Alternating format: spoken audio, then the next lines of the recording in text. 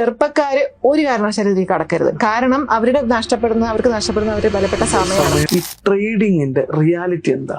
SEBI came out with a statistic saying 92% of the traders are losing money. ഞാൻ മറ്റൊരു കണക്കൂടെ പറയാം. കേരളത്തിൽ എഞ്ചിനീയറിംഗ് പാസ് ഔട്ട് ആവുന്നവരിൽ 50% ആൾക്കാർക്ക് മാത്രമേ എഞ്ചിനീയറിംഗ് ജോബ്സ് കിട്ടുന്നുള്ളൂ. പകുതി പേർക്കും ജോലി പോലും കിട്ടുന്നില്ല. അപ്പോൾ ഇവിടെ പറയുന്ന ലോജിക്ക് വെച്ച് നോക്കുകയാണെന്നുണ്ടെങ്കിൽ, ആ പരാജയപ്പെട്ടവരുടെ കണക്ക് മാത്രം എടുത്ത് നോക്കുകയാണെന്നുണ്ടെങ്കിൽ, നാളെ മുതൽ ആരും എഞ്ചിനീയറിംഗ് പഠിക്കാനേ പോകാൻ പാടില്ല എന്ന് പറയേണ്ടതായിട്ട് വരും. ശരിയാണ്, സ്റ്റോക്ക് മാർക്കറ്റിൽ ഓപ്ഷൻസ് ട്രേഡിംഗ് ചെയ്യുന്ന 92% ആളുകളും നഷ്ടം വരുത്തി വെക്കുന്നുണ്ട് എന്ന് സെബി തന്നെ പറഞ്ഞിട്ടുള്ള കാര്യമാണ്. ഈ നഷ്ടം വരുത്തി വെക്കുന്ന 92% ആളുകളെ മാറ്റി നിർത്തി കഴിഞ്ഞിട്ടുണ്ടെങ്കിൽ ബാക്കി വെറും 8% മാത്രമേ പ്രോഫിറ്റ് ഉണ്ടാക്കുന്നുള്ളൂ എന്നാണ് നമുക്ക് മനസ്സിലാക്കാൻ സാധിക്കുക. ആൻഡ് ഈ വെറും 8% എന്ന് പറയുന്നത് ഏകദേശം 5 ലക്ഷത്തിന് മേലെ ആളുകൾ വരും. എന്തുകൊണ്ടാണ് ഈ എല്ലാ ഫൈനാൻഷ്യൽ ഇൻഫ്ലുവൻസേഴ്സും ഈ തോറ്റുപോയ 92% ആളുകൾ മാത്രം പൊക്കി പിടിച്ചടക്കുന്നത്?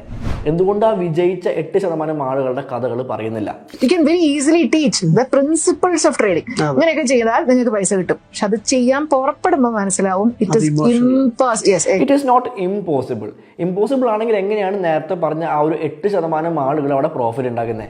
മെജോറിറ്റി ആളുകളും ഫെയിൽ ആകുന്നു എന്ന് വിചാരിച്ച് ഒരു കാര്യം ഇമ്പോസിബിൾ ആണെന്ന് പറയാനായിട്ട് പറ്റുമോ? എനിക്ക് തോന്നുന്നില്ല.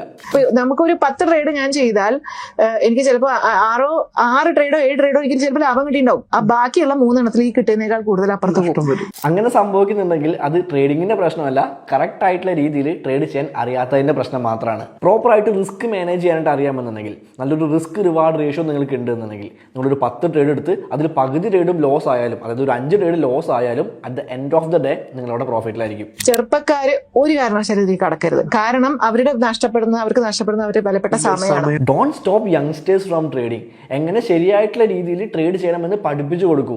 ഇത്ര കിടിലനായിട്ടുള്ള ഒരു ഓപ്പർച്യൂണിറ്റി അവിടെ നിലനിൽക്കുമ്പോൾ കുറെ നഷ്ടങ്ങളുടെ കണക്ക് പറഞ്ഞുകൊണ്ട് പിള്ളേരെ ചുമ്മാ പേടിപ്പിക്കാതെ